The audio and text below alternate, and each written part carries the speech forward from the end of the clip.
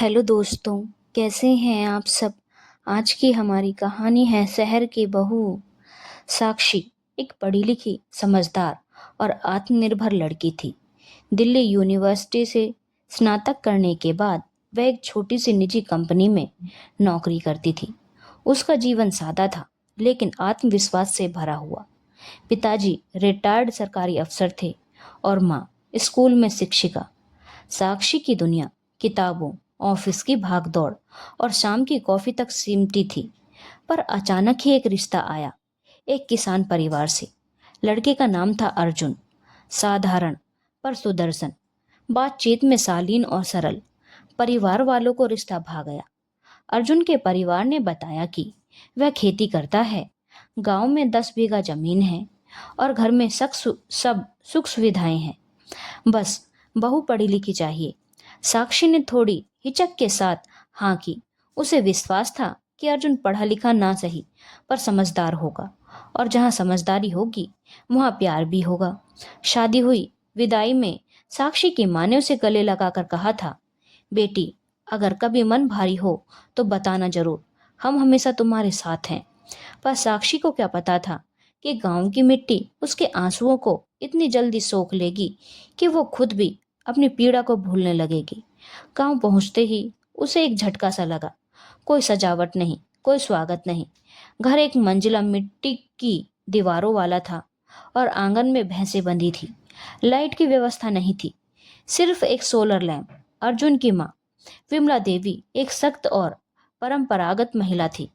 उसने पहले ही दिन साक्षी को कह दिया, यहाँ शहर वाली नौटंकी नहीं चलेगी। सुबह 4 बजे उठकर चूल्हा जलाना है, भैंस को चारा देना है और खेत के लिए पानी भरना है। साक्षी को समझ नहीं आया, यह वही अर्जुन है जिसने फोन पर कहा था, तुम्हें कभी कोई तकलीफ नहीं होने दूंगा। अर्जुन बस मुस्कुरा कर बोला, अम्मा जो कहती हैं वही वही सही होता है यहाँ। अगली सुबह साक्षी को अंधेरे में उठाया गया। हाथ में लकड़ियां थमा दी गईं। चूल्हा जलाओ। शहर में उसने कभी गैस से परे कुछ नहीं देखा था।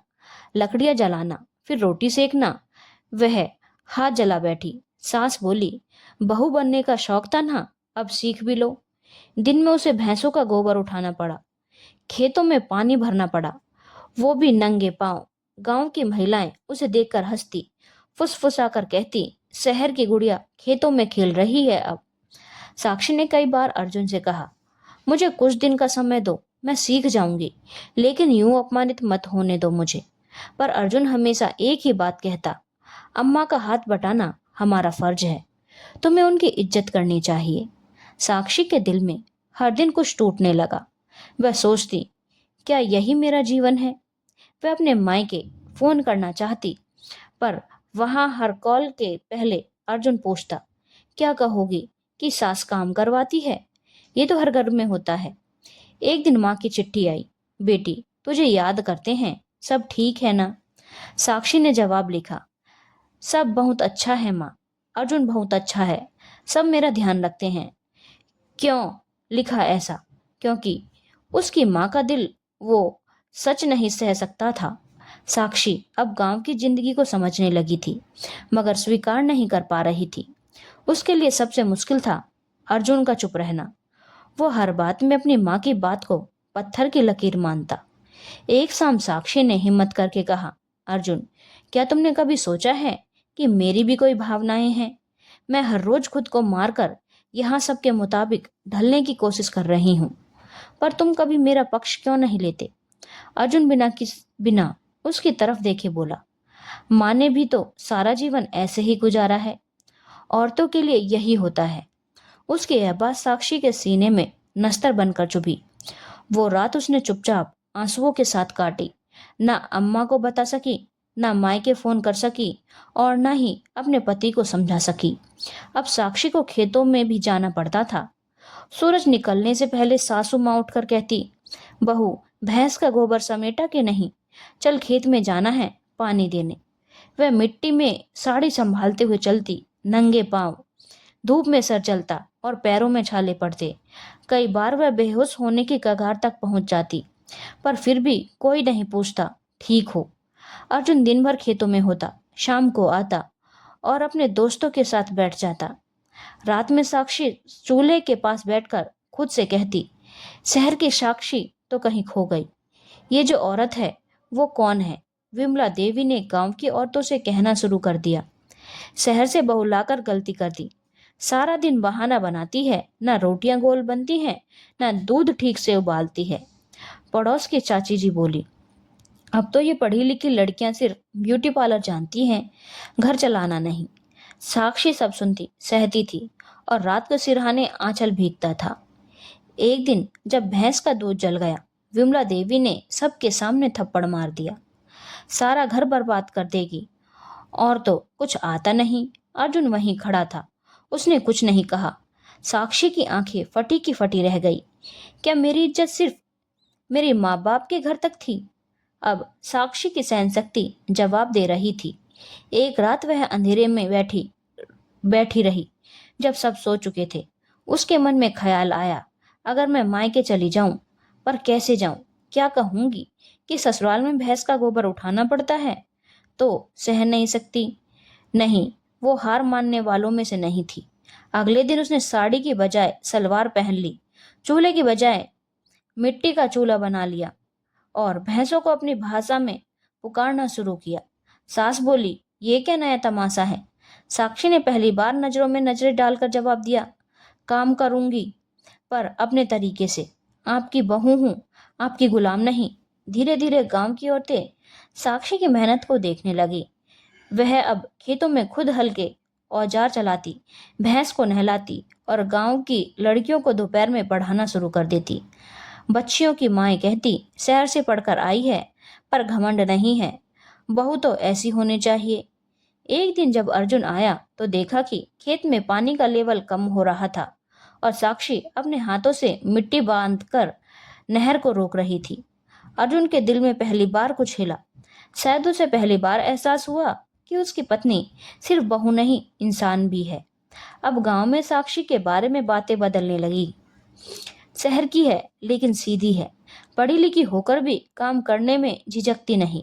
बहू तो जैसे भगवान ने भेजी है। पर घर के अंदर स्थिति अब भी नहीं बदली थी। विमला देवी को यह सब पसंद नहीं आ रहा था। क्यों? सब उसकी तारीफ कर रहे हैं। हमारी इज्जत तो इससे पहले भी थी। वह ताने मारती, साक्षी चुप रहती। अब वह हर जवाब चूल्हे की राख में नहीं देती थी। अब उसकी आंखों में कुछ बदल चुका था। एक दिन अर्जुन बीमार पड़ा, तेज बुखार, बदन में अकड़न। साक्षी रात भर उसके पास बैठी रही, भाप दी, माथा दबाया और घर की दवाइयों से इलाज किया। सुबह जब अर्जुन की आंख खुली तो देखा साक्षी पास बैठी है। खुद की तबीयत भी खराब होने के बावजूद उसने पहली बार उसका हाथ पकड़कर कहा, तुम मेरे लिए इतना सब कर रही हो, फिर भी मैंने कभी तुम्हारी तकलीफों को नहीं समझा। माफ करना। साक्षी की आंखों में आंसू थे, लेकिन शब्द नहीं निकले। ये वो क्षण थे जिसे वो महीने से तरस रही थी। एक स्वीकार, एक समझ, एक साथ। अब अर्जुन ने पहली बार अपनी माँ से कहा, अम्मा, बहू कोई नौकरानी नहीं। खेत का काम जरूर है, पर उसकी इज्जत भी है। विमला देवी चौंकी। अर्जुन, तो अपनी बीवी के बस में आ गया है क्या? नहीं अम्मा, अर्जुन बोला, अब तक मैं आपकी बातों के बस में था, अब अपने दिल की सुन रहा हूँ। ये बदलाव साक्षी के जीवन में वो उजाला लाया जो शायद कभी दिल्ली की रोशनी में नहीं था। अब साक्षी गांव की लड़कियों को रोज पढ़ाने लगी। एक आंगनबाड़ी में छोटी लाइब्रेरी भी शुरू की। खेत में वह उन्नत बीजों की बात करती, गांव की महिलाओं को सिलाई बुनाई सिखाती। विमला देवी धीरे धीरे उसकी मेहनत की गहराइयों को समझने लगी। एक दिन उन्होंने खुद कहा, साक्षी, सुबह चाय बना देना, आज मैं चूल्हा खुद जलाऊंगी। साक्षी की आंखें भर आईं। पहली बार ये सब आदेश नहीं, स्नेह के थे। करीब एक साल बाद साक्षी मायके गई। माँ ने पूछा, बेटी, तू तो फोन भी नहीं करती थी, सब ठीक है ना? साक्षी मुस्कुराई, हाँ माँ, अब सब ठीक है। अब वो साक्षी वापस आ गई है जिसे अब बड़ी मेहनत से पाला था। माँ ने गले लगाकर कहा, तेरी आंखों में अब सुकून है बेटी। पहले तो सिर्फ आंसू थे, अब गांव की महिलाएं साक्षी को दीदी कहने लगी। बच्चे उसे टीचर दीदी कहते। वो अब सिर्फ बहू नहीं थी, वो एक मिसाल बन चुकी थी। विमला देवी अब गर्व से कहती, हमारी बहू शहर से आई है, पर गांव को बदलने आई है। एक दिन अर्जुन ने साक्षी से पूछा, अगर मैं कहूँ कि तुम चाहो तो वापस शहर चल सकती हैं, तो क्या कहोगी? साक्षी मुस्कुराई और बोली, अब इस गांव की मिट्टी में मेरा भी हिस्सा है। यह मेरी पहचान बनी है। अब मैं यहाँ से भागूंगी नहीं। अर्जुन ने उसका हाथ थाम लिया। और मैं भी तुम्हारा साथ कभी नहीं छोड़ूंगा। जो चूल्हा एक समय साक्षी के आंसुओं का गवाह था, वही अब उसके आत्मबल की पहचान बन चुका था। उसने खुद को कमजोर नहीं, एक नई शक्ति में ढाल लिया था। एक बहू से बेटी, एक परायपन से अपनापन, एक संघर्ष से सफलता तक। चूल्हे की राख और अधूरी दास्तां अब अधूरी नहीं रही। ये एक मिसाल बन चुकी है हर उस लड़की के लिए जो परिस्थितियों से लड़कर अपनी पहचान खुद गढ़ती है। धन्यवाद दोस्तों। अगर आपको कहानी अच्छी लगी हो तो चैनल को लाइक, शेयर और सब्सक्राइब करना ना भूलें।